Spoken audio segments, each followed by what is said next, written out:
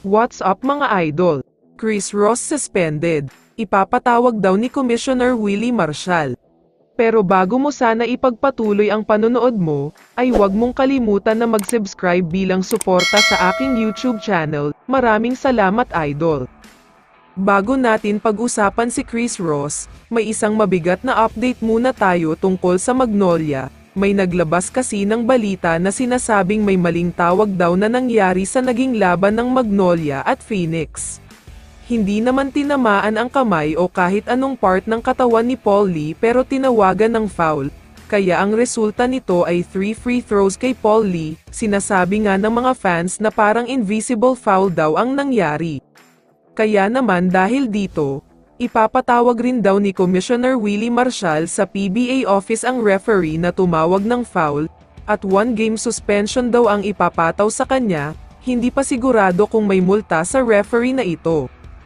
Samantala, lumipat naman tayo sa usapan tungkol kay Chris Ross at SMB. Alam naman nating lahat na nakuha ng SMB ang panalo sa Game 1, kaya naman 1-0 na at lamang na sila sa serye na ito.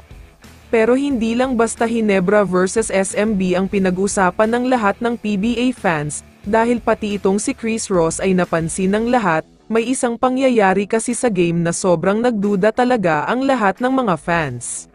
Sa mga huling segundo kasi ng fourth quarter ay na-foul ni Jamie Malonzo si Chris Ross, kaya 2 free throws ito para sa kanya. Chance rin sana ito ni Ross na gawing 3 points ang kalamangan ng SMB. Pero sa unang free throw ni Ross ay airball ang nangyari, wala talagang tinamaan kahit ring o net man lang, as in sobrang bitin talaga ang tire niya. Sa pangalawang free throw attempt niya ay hindi na naman pumasok ito.